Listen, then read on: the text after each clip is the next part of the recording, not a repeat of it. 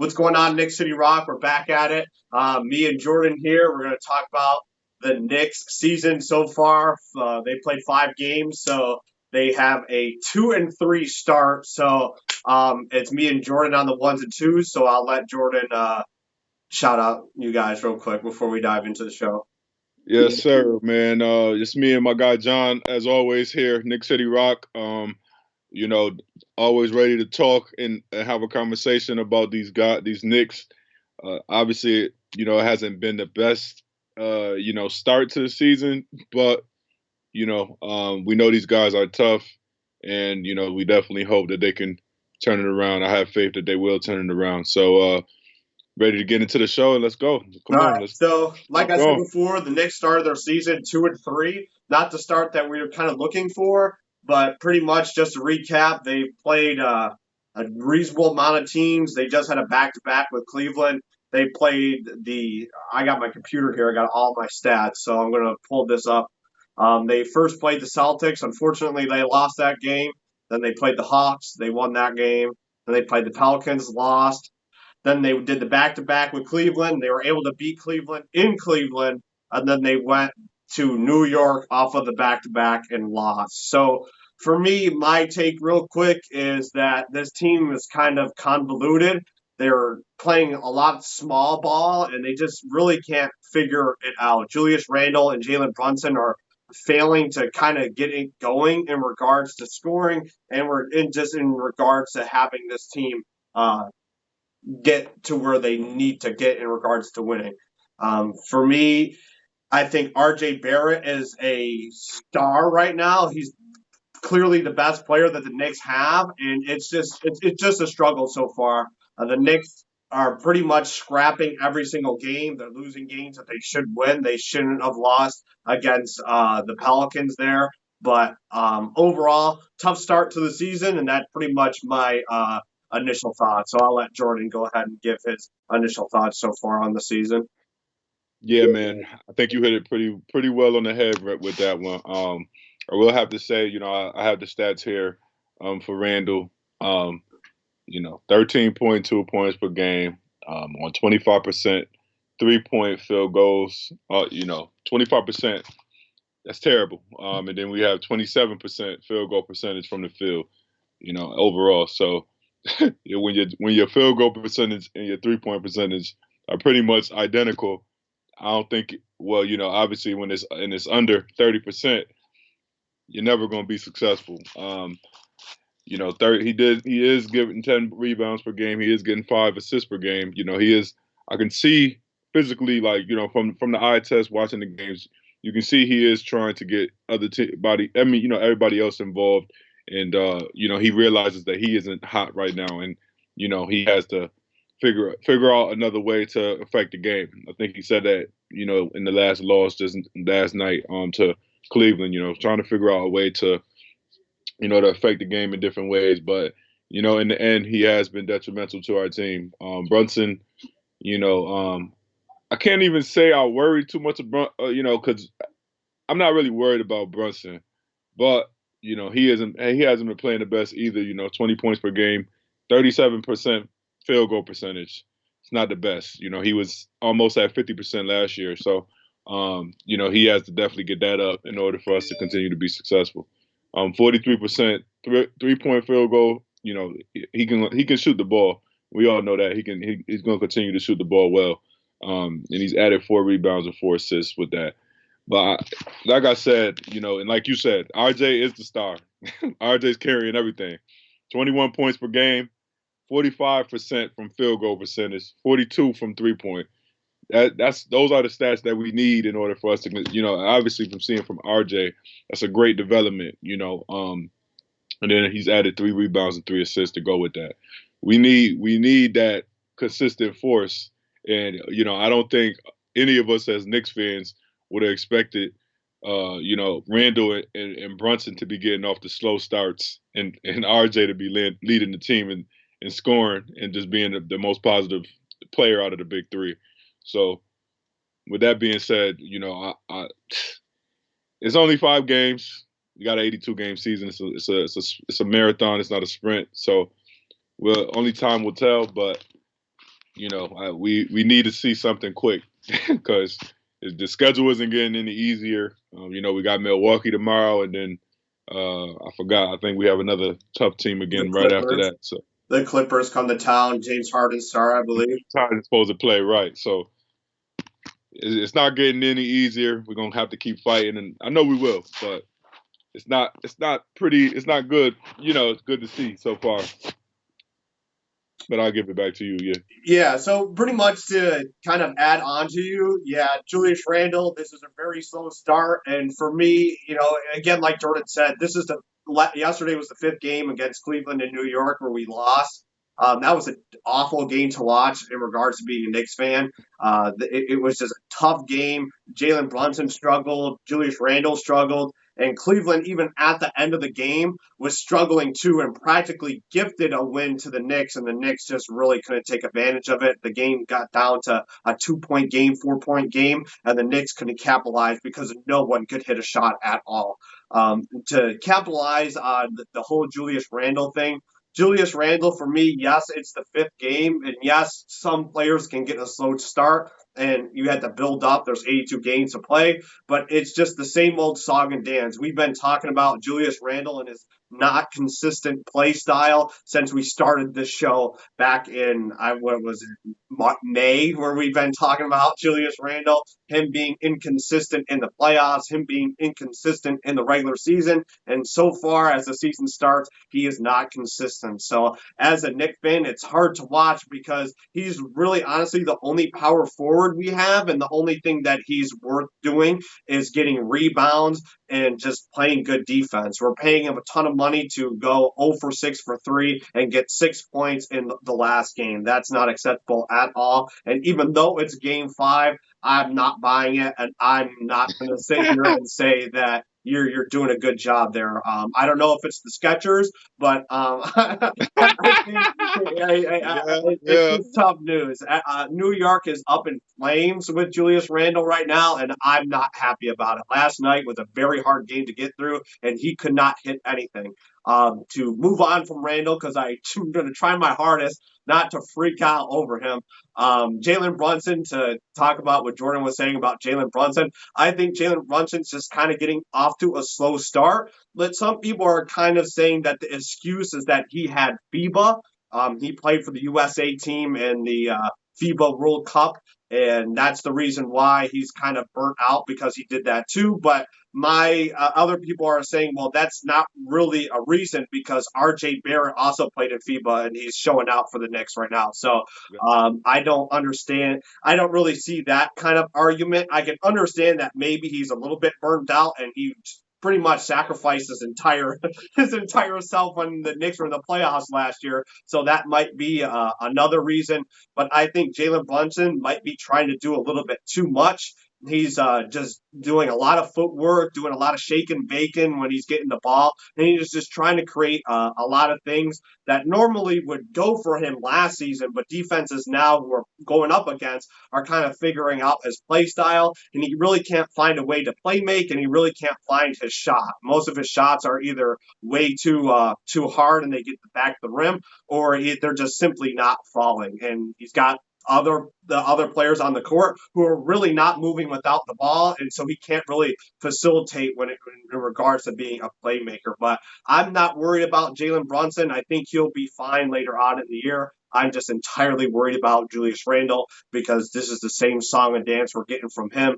And if this is already what we're going to be getting for him in 5 games, I'm not sure what we are going to do. In regards to RJ, I think he's playing great. His defense is great. His shots falling, his step backs are good. His jumpers are good. His floaters are good. Everything from RJ for me, Defense, it is defense pretty at all. spectacular. I Yeah. know RJ's a fan favorite for us on this show, but he's really showing out, and he's kind of one of the guys that I'm pushing for pretty heavily on the Knicks. The other guy that I did want to shout out to is Emmanuel Quickly. I mean, Emmanuel Quickly has been playing absolutely fantastic. He's probably the second best player on the team right now, or maybe the best player, the most valuable player that we have. Because again, when the Knicks seem to be off and no one's doing anything, Emmanuel Quickly and RJ Barrett seem to be the only two that are actually doing anything. Specifically in the Boston game, when me and Jordan were watching this game together, Emmanuel Quickly and RJ Barrett seemed to be the only people that actually showed up while all the other Knicks players weren't really doing much. But overall, for me as a Knicks fan, I'm not going to be too crazy because it is game 5. We have the in season tournament, which is coming up tomorrow when we play Milwaukee. I am not exactly sure what's going to go on with that game because Milwaukee just came off of a tough loss against Toronto. So they're looking to show up in the in season tournament, and the Knicks just absolutely blew it against the Cavs. So I mean, for me, I'm not in panic mode, but I'm absolutely upset about the game last night. So I'll throw it to Jordan here. Yeah, definitely. But like you said, with Julius, it's the same song and dance that we've continued to get with him. So I think now we kind of at that point where it's like, you know, there's a lot less room for error. There's a lot less patience in regards to Knicks fans with him because of that, because we've seen this so often. And um I don't worry about Brunson, but in a way I do, only because, with Brunson, I think him and Randle, it goes hand in hand. I think Brunson's success last year stemmed a lot off of Randle's, and vice versa. Like they helped each other, create those opportunities and open looks for each other to be able to get to that next level. But with Randle's struggles, if Randle continues to play like this, I think obviously teams are going to understand that it's like, we know what Randle's going to do. We know Randle is going to probably going to have a difficult time. We can stop him. Now, only thing we got to really worry about is we just going to keep Brunson. You just got to keep Brunson in check. We're going to just load up on him and just make his life a lot difficult. Because without him, then what? We got they got RJ, but RJ he's still building it up. I'm not going to say I don't believe in this, but I feel like I need at least a season, a full season, or at least, I need a lot more consistency from RJ before I actually am 100% sold in what he's been showing us. Not to say I don't believe in it, but you know what I'm saying? I just need more of what is it? More evidence. Provide me Yeah. with more evidence, and then I'll have more trust in you. And with that being said, like I said, I think that's the only worry I have, because like I said, if Randle continues to play like this, that'll just only be more. That's only gonna make Brunson's life that much difficult. And I think even at times I saw last night, it was points where I felt like he would dribble a little bit and then he would just try and pass it off, because I think he's trying to figure out, like, I can't always be the one shooting the ball every time, and I want to be able to get other people involved, and that's why I have to say Quentin Grimes got to do better, man. Got to do better. He has to be more like. Honestly, it's funny. I took the under on him yesterday because I thought RJ was going to play, and he hasn't been really scoring anyway. So I'm like, let me take the under on him. And then I got worried. I found out RJ wasn't playing, so I got worried. I'm like, oh man, he's gonna get the ball more. Quentin Grimes gonna get the ball more. He's gonna be able to shoot more. And lo and behold, look, he did get the ball more, but he wasn't like, he would pass it right back. Instead of trying to create something, he wasn't creating.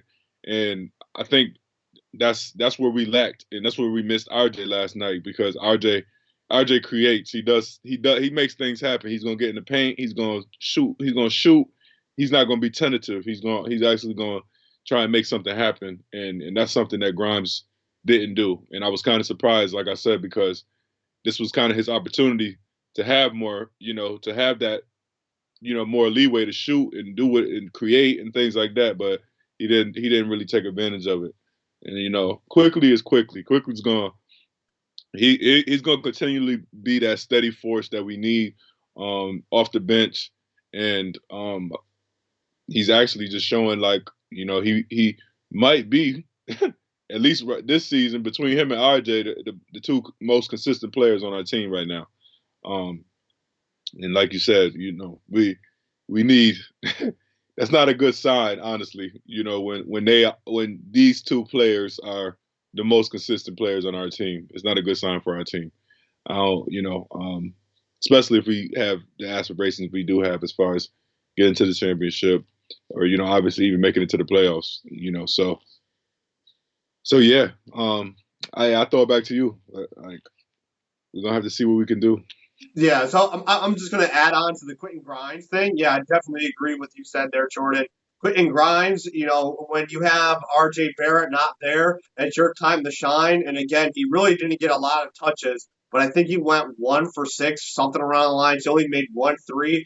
But overall, in the Cleveland game that happened last year in New York, no one was hitting anything. I pulled the stats up here because I need to explain what we are going through in regards to the shooting woes for the Knicks. The field goal percentage that they had yesterday in total of all field goals was 34.8% in the entire game. That is horrendous. And they went 32 for 92. That is not good. And then for three-pointers, they were 5 for 30. No one could hit a three to save their life, even though you got a couple of people who may have hit more threes than normal, because I think Quickly hit like 3 of those 5. But really, Quentin Grimes was kind of out there just chucking it to see if it would land. I don't know if it's because he doesn't get the ball enough or he's just a little bit too jittery, but I just, the shots aren't falling regardless for anyone. I mean, you even look at Josh Hart. His shots weren't there. Everyone was shooting the ball. Julius shot 6 threes, missed all of them. And I don't even think Brunson shot a three. So yesterday was a very tough explanation. And again, like Jordan said, when RJ's not here, this is the time for Grimes to step up. When RJ's not there, even though RJ should technically be a 2, you're still playing kind of pretty small when you had Josh Hart who replaced RJ. But that's kind of where Grimes can, use his defense to his advantage to be effective offensively. Now, shooting 6 times is really not going to get you where you need to go, but he just couldn't hit any shots. So it's tough news for Grimes. He's, again, another player who's having a slow start. He really hasn't had a game to where he has broken out yet. And then just to add on to what Jordan was saying, the two consistent players that we have are RJ and Emmanuel Quickly. If we're going to be successful, Mitchell Robinson too. Yeah, Mitchell Robinson there too. But in regards to offensively, the only two people that are consistently good offensively are Emmanuel Quickly and RJ Barrett. And obviously we have Mitchell Robinson, who is outstanding on the boards and playing defense, and he's a very critical piece. But if you're not hitting the shots, you're not going to win the game.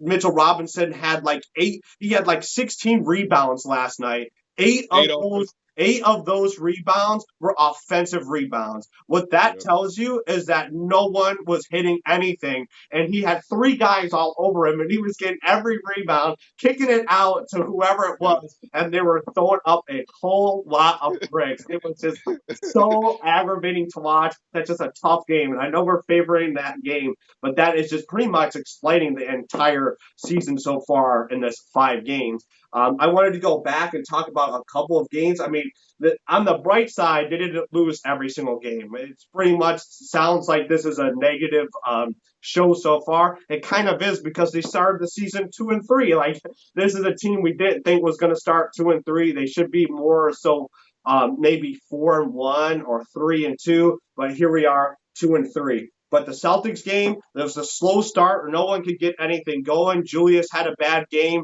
Brunson had a bad game. The only 2 people out there, RJ and Quickly. They played the Hawks. Everyone seemed to be on page. Brunson had like 31. Everyone was rocking and rolling, but they only won by 6, and they practically gave the game away to the Hawks, even though Trae Young had a chance at the end to win the game, and he just bottled a pass with Clint Capella, and it just didn't work out. And then they played the Pelicans. They went to New Orleans to play the Pelicans. That should be an easy win, right? Nope, they lost 96-87 in a terrible game where no one was doing anything besides RJ, but he was a little bit absent.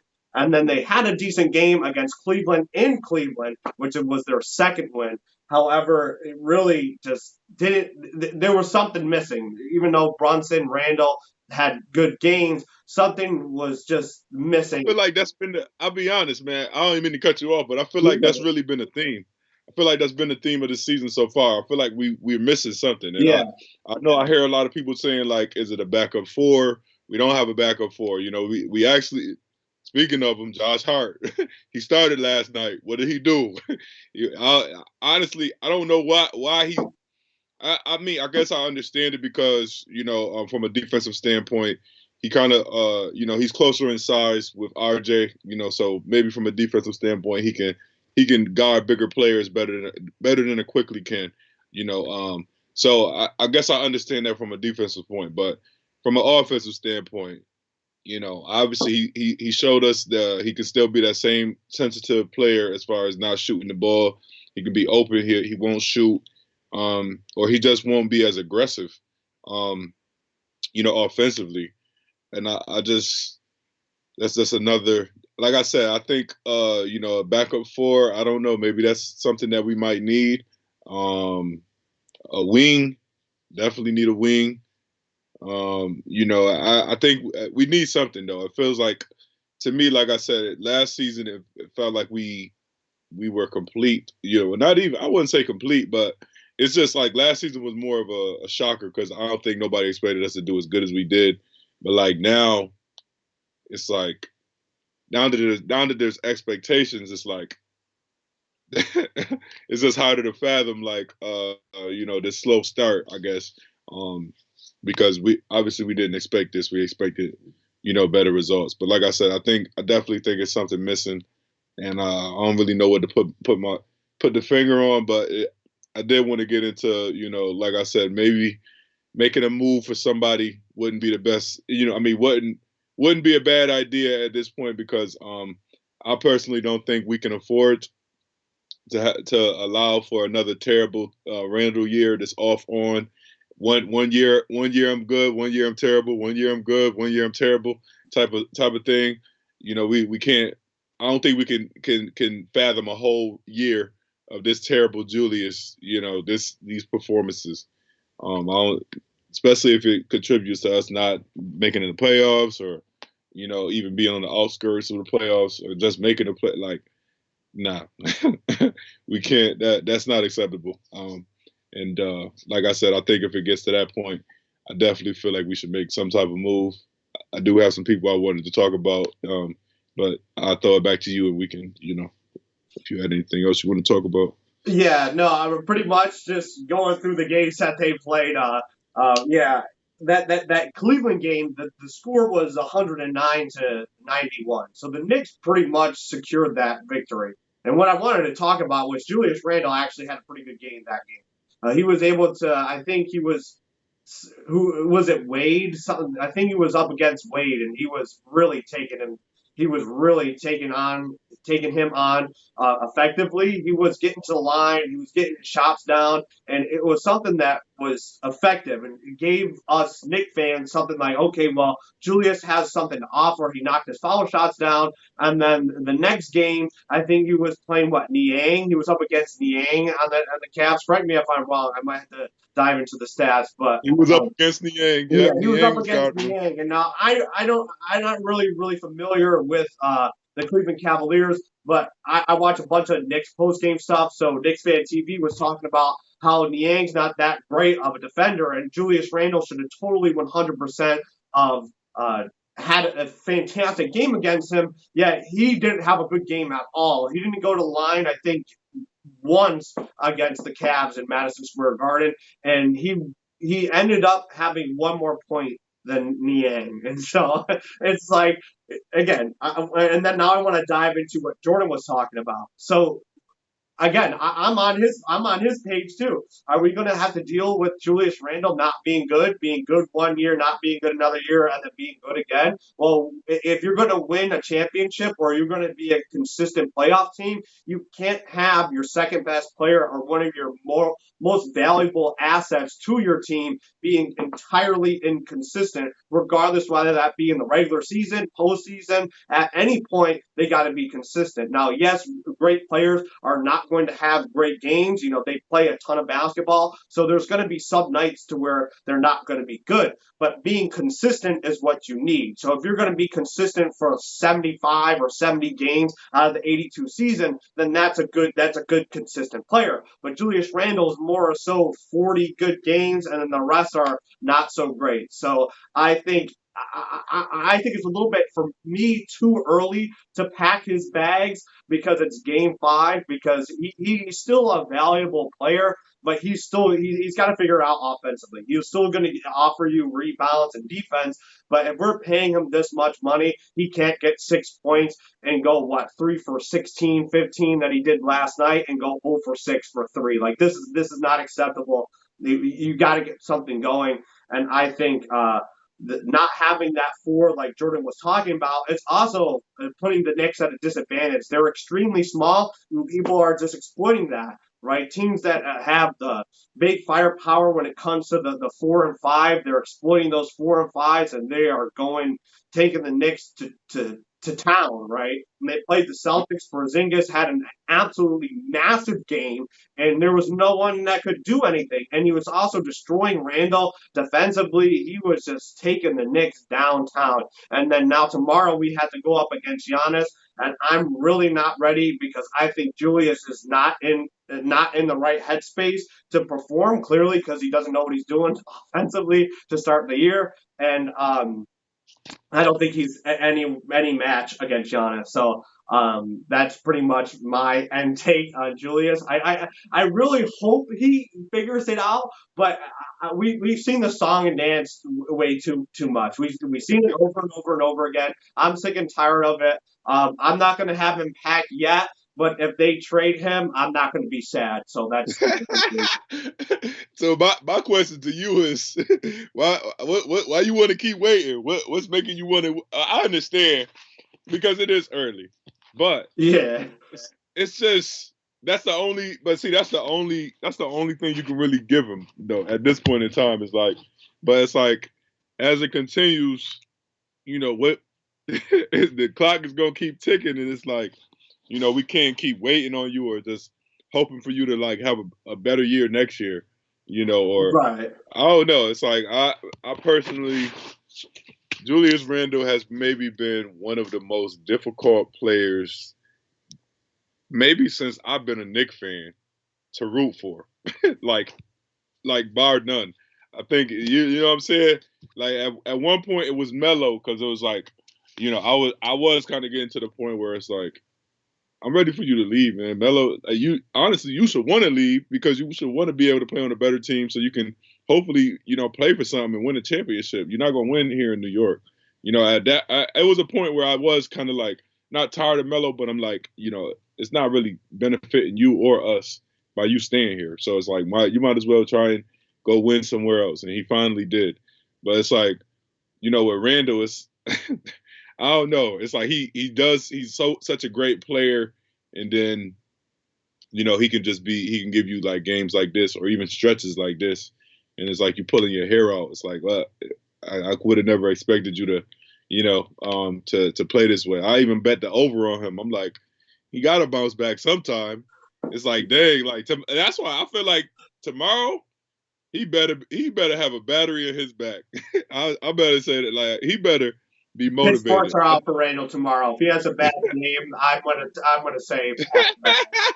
Yes, I If don't care if tomorrow's a bad care. game, I'm done. I give him one more game.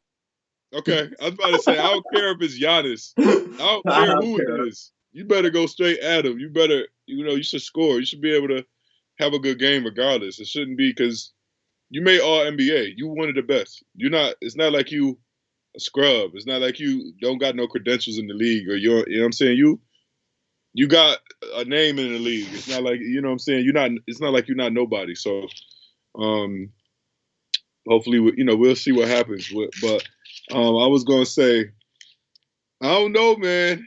I'll be honest with you. I'm not too mad about maybe seeing what Donovan Mitchell and Jalen Brunson in the backcourt would look like. At this, like seeing Donovan Mitchell these last two games, I'm like, man, we could use that. We could use that. I don't know what the trade will look like. I know damn sure it won't be. We won't be including as many people as we was in the beginning when we was trying to get him before. Like the trade offer that Utah was trying to get for him, it's definitely not going to be what Cleveland is going to be. So if we can get him for a reasonable deal, I'm with it. Let's do it. I think he'd be him and Brunson probably be the best offensive backcourt in the league. Like literally, I think now defensively, well, that's another story. But like I said, offensively, I think that 1-2 punch that might be something. That might be something. I'm even here honestly. Like at this point, a lot of fans they so tired of Randle. They talking about maybe looking over there to Minnesota for Cat. I don't know if I'm at that point yet, but hey man, I don't know. All I'm gonna say is I think we should be looking at something. I think we should be at least trying to, look at some sort of move, because I don't think this. We'll see. We'll see. It's early, but it just seems like something missing, and until we get something else like to inject us, just like last year, like Josh Hart. I feel like Josh Hart, he was our missing piece. As soon as we got him, sky was the limit. We was just off and running. So I think this year, I think we need some. I think we need another spark. I don't know who it's going to be, or if it's going to be a backup four, or if it's just going to be an outright bigger trade for somebody like Donovan Mitchell or you know Zach LaVine. I don't know, but so if some sort of move like that, I wouldn't be mad at it at this point. I wouldn't be. How about you though? Yeah, so Donovan Mitchell, I definitely want him on the Knicks. I just like if I could pick one player to be on the Knicks, excluding like the super duper stars like Giannis, Embiid, and so on and so forth, like Right, LeBron. right, right, right. He's the guy I want on the Knicks. I've always liked Donovan Mitchell ever since he started to play on Utah, and I really wanted to trade to go down for the Knicks. Unfortunately, that didn't go. But I think he's going to be on the Knicks at some point, regardless whether they trade for him this year or they sign him in free agency. Once he becomes a free agent, I think his destination is going to be New York. So I think I'm probably more so going to wait until he's going to. I think that's probably what they're going to lean into, not necessarily dive into a trade with him right now, the second.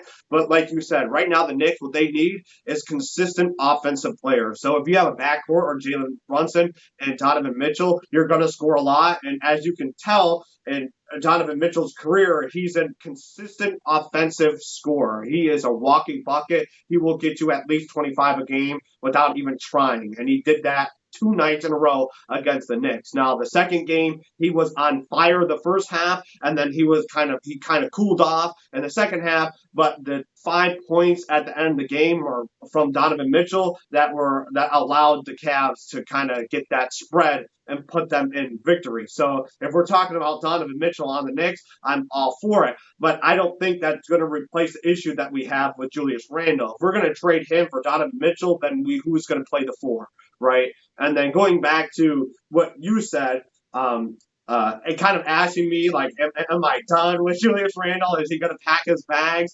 I think it depends on what the deal is. If they're going to trade him, there's got to be some sort of deal to where we get something back that's either more efficient and more effective than what Julius Randle does. And personally, I don't see if there's a deal out there right now for the Knicks. But if you're going to trade Julius Randle for Donovan Mitchell, I'm for that because Donovan Mitchell is a better offensive scorer and he's going to clearly get you at least 25 points a night. But then you're totally extremely small So then now we had to either go into free agency and grab either an additional power forward, additional big men. So I don't know if we're going to be able to do that. And the Knicks front Well, office, now I was gonna say I don't think just my fault, just to add in, but I don't think it would be. It definitely wouldn't be for Julius Randle. If it's Donovan Mitchell, it wouldn't be Julius Randle. I think. Honestly, I have to say it, man. I'm sorry, but I think we gonna get to the point where somebody gonna have to get traded. So yeah. it's going IQ, Grimes. We'll see what RJ continue to do. If RJ continue to play like this, he might play his way out of that, Mhm. out of that discussion, or he might play his way continue to play his way into it. We'll see. But RJ potentially, um, and like I said, one of those three, one or I think one or two of those players probably gonna get traded, Mhm. or they're not gonna stay with us Yeah. within this. And I think a move's gonna have to get made. And on top of that, like I said, um we have all these picks too. It's like what we But wait. I mean, not to say what we waiting on, but it's like the clock is ticking, and there is no guarantee that Embiid is gonna. There is no guarantee that Embiid is gonna be able to get traded there. Daryl Morey. Look at Damian Lillard. He wanted to go to Miami. Where is he now? He's in Milwaukee. You know what I'm saying? So it's like the places that these star players want to go, they're not guaranteed to go to. So even if Joel Embiid said, "I want to go to the Knicks," it's not a guarantee that Daryl Morey is going to want to trade him to us. So it's like we don't have. It's like I don't know. It's like I don't think we should wait long enough and put all our eggs into one specific basket. That being Embiid or somebody else, and then finding out later that we can't even get that player, as opposed to like maybe making another, a smaller move on the margins. That's like that won't, entail us having to include so many of our assets, but will still be able to allow us to keep enough assets to still be competitive with that player that we've added. I think that makes like I said, I think that makes sense. I don't know. yeah, Like I but said, ideally for me though, realistically, with that idea with having Donovan Mitchell on the team, realistically, what I gathered, what you were talking about, is that Julius Randle isn't a part of the team, right? We're going to kind of get rid of Randle and structure the team differently to where the backcourt is Jalen Brunson, Donovan Mitchell. And really, ideally, throughout the season, Julius Randle is one of the elements to where we're looking to not be on the team anymore because he's so inconsistent and he's uh, kind of dragging, not necessarily dragging the team down, but he's just playing at such a level to where everyone's kind of just like, okay, we don't need you anymore, and we kind of need to replace you with other elements. Now, again, not specifically training Randall for Donovan Mitchell. Obviously, the trade details would be a lot more detailed than that. But I think the Knicks are going to probably have to look for a different kind of uh, a deal or something that would fit to trade Randall. I think the only way they trade Randall is for that big star, like you're talking about with Embiid. But I just personally, I don't see it. I think the front office kind of still really likes Randall, still believes him. I don't really understand why they think that way. But if he keeps playing the way that he's playing, he's going to find himself out of New York. But that's kind of my take on it. yeah, yeah. I don't know. We'll see. I guess only time will tell, and have to continue to see if he continues to play like this.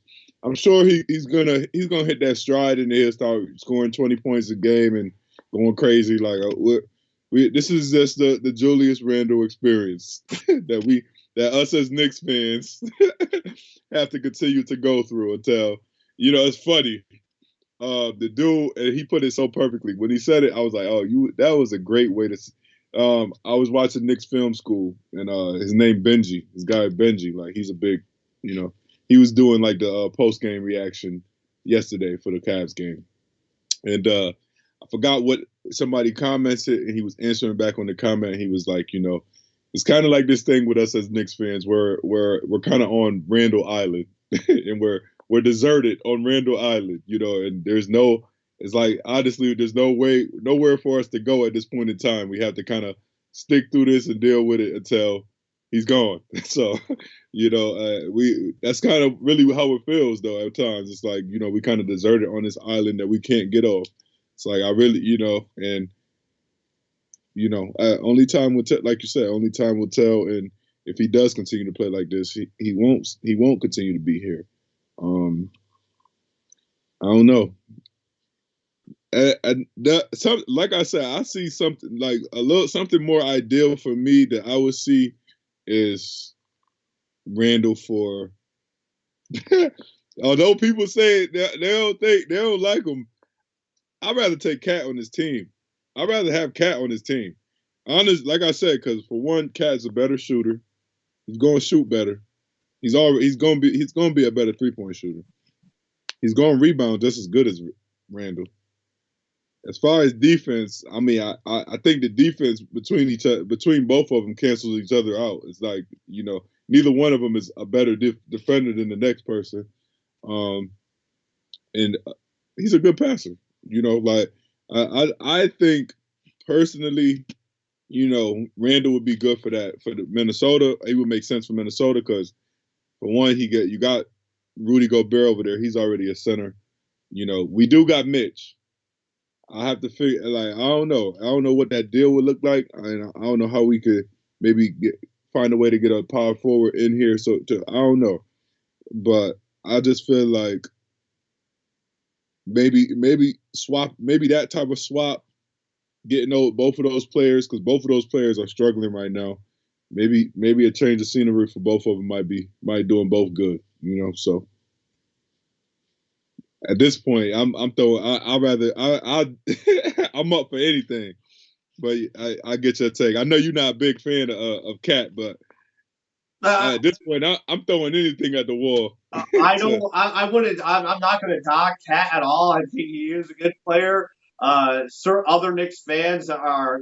It's pretty much divided. Some Knicks fans don't want him at all, and some people do. But really, at the end of the day, it's whoever's going to be consistent. People are claiming that Cat is kind of soft or a little bit too small. But at the end of the day, if he's a better shooter, better passer, he can still get the same rebounds as Randall, and he can perform better consistently than Randall, I'm going to take that exchange right now because Julius Randall, it's just what we're getting with Randall. It's either he's sensational and unstoppable, or he's completely stoppable and does absolutely nothing offensively. And the only thing he offers you is defense and rebounds. Right? When you're paying him this much money and he's an all-star, a star in the league, you got to be doing everything. And right now, Julius Randle in these 5 games is not doing the offensive part. He's getting rebounds, he's playing defense, but we really need him to get going offensively. And I think Karl Anthony Towns is more of an offensive-oriented player than he is defense, but he's still really tall. He still can play defense, and he can still get you rebounds. So I think that they're able to get that deal done, and it's the right deal. I wouldn't be opposed to it. I think really for me, it's as long as you trade Randall for someone that he can exchange Randall and be more consistent than him and do what he normally does, right? So if he's failing miserably offensively, you need to replace him with someone who can be consistent offensively and still do what he does every night. What Randall? So right now, my fault. That's to let you know, or just to mention it. Cat's averaging 17 points a game, nine and a half rebounds, 3 assists, 37% field goal percentage. Yeah, so not the best field goal. yeah. So again, But like we were talking about with Randall, the reason why I'm not throwing him out into high and dry yet because it's game 5. But game 5 or game 55, we're still going to be talking about Randall's inconsistency, right? I don't think that Cat may be the option that the Knicks would have to replace Randall, but I'm open to it because if Cat is going to come to the team and give the Knicks that spark, that desire, give the Knicks new flavor, kind of like what Josh Hart did when he came in. I think that's what the Knicks need. I know it's early on, but Julius Randle's not showing that. He has no fire and desire. His body language in these last couple of games has not been good at all. He's just been sleepwalking when it regards to getting rebounds or when he has the ball. It doesn't seem like he's connected or focused in regards to what he's doing on the court. So I think that's a big problem with Julius Randle. I'm not sure what the situation would be with Karl Anthony Towns, but really at the end of the day, if they do trade Julius Randle, I probably won't be too sad. But that's really my take on there.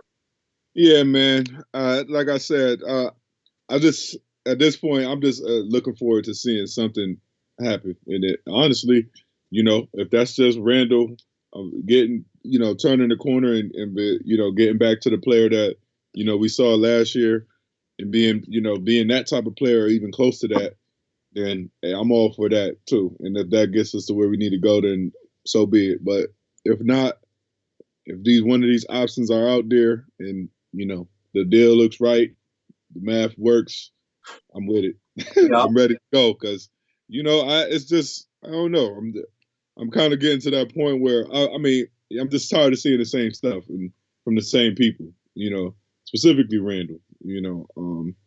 With RJ, it has been more of a roller coaster. It's been more difficult, but I think it's he, like I said, he's been able to get as much leeway as he has gotten from a lot of players. I mean, a lot of even from the team and also from fans, just because of his age and how young he is, and he's still trying to grow into his role and just grow into being a better player. So I think that's allow him to have the leeway he has. But now with Randall, like we said, it's a totally different story, and we just we hate to make this a Randall podcast, but yeah, a Randall show. But yeah. hey, it is what it is.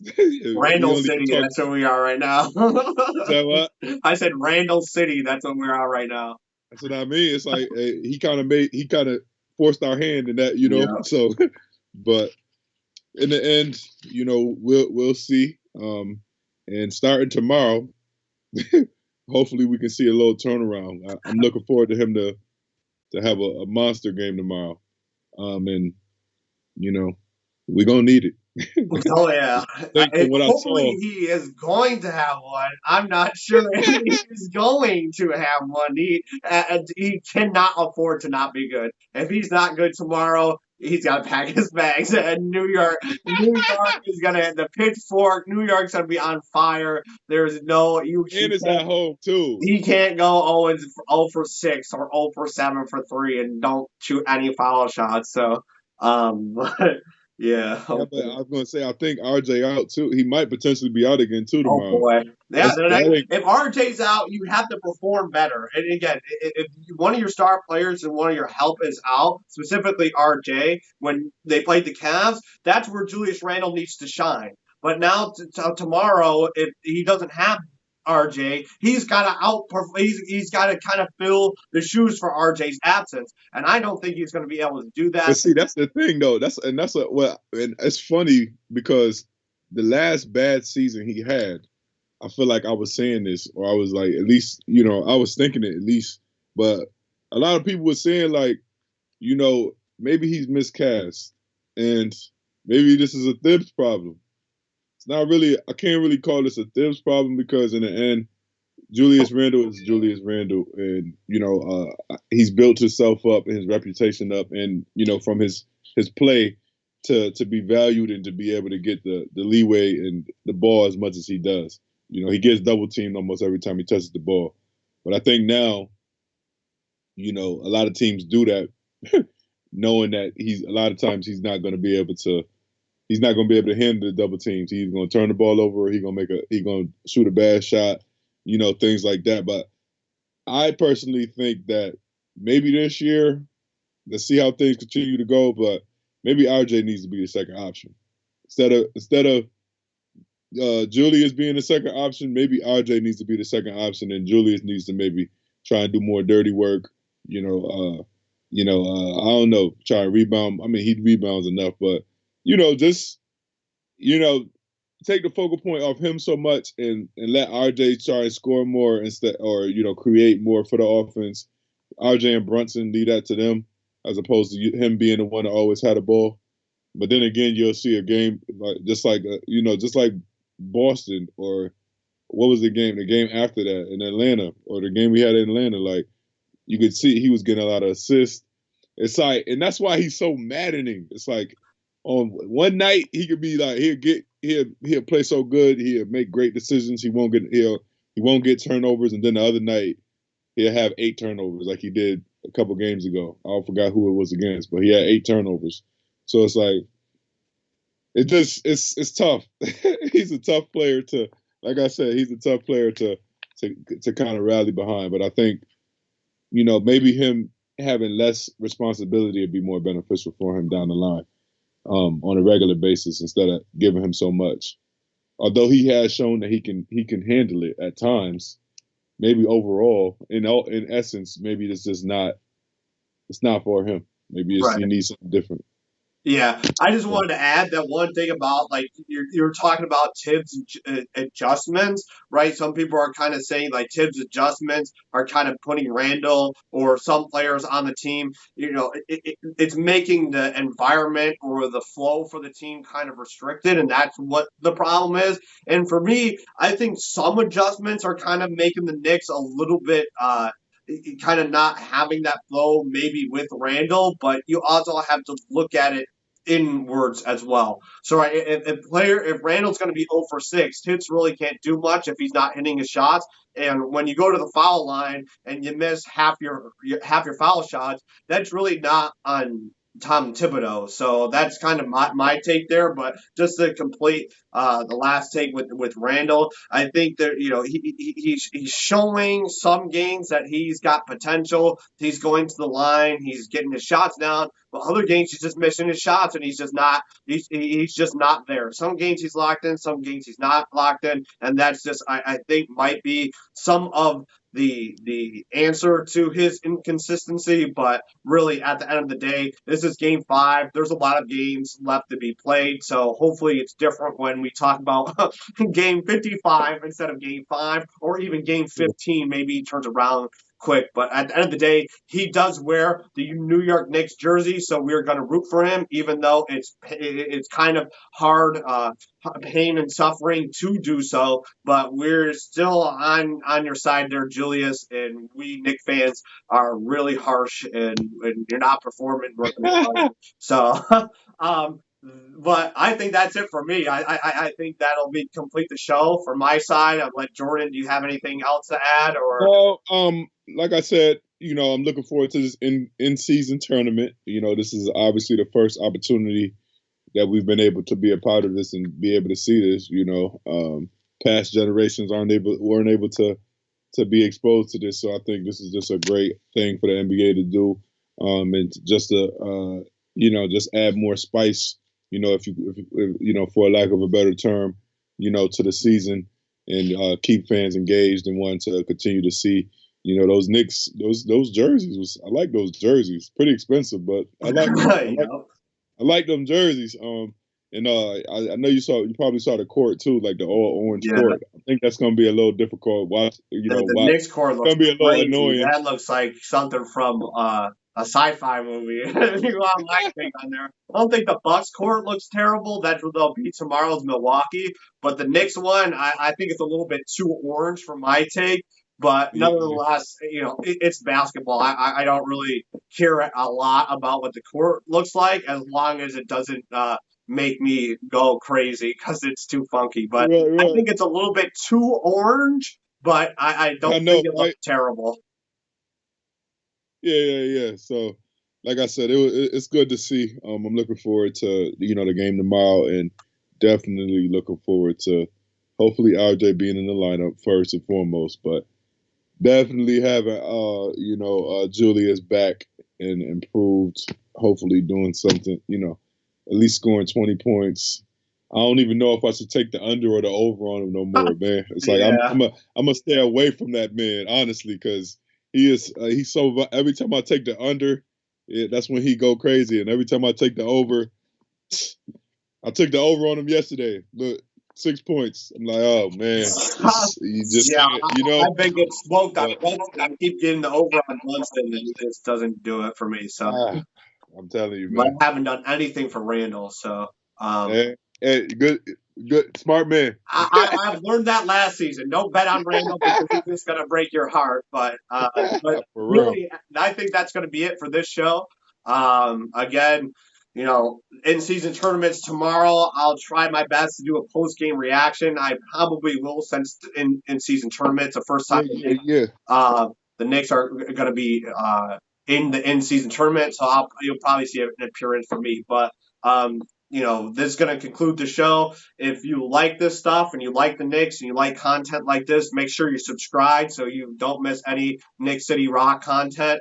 Make sure you like this video because that helps the algorithm out and helps the channel out. And again, me and Jordan will be more consistent with the shows and the YouTube shorts throughout the season.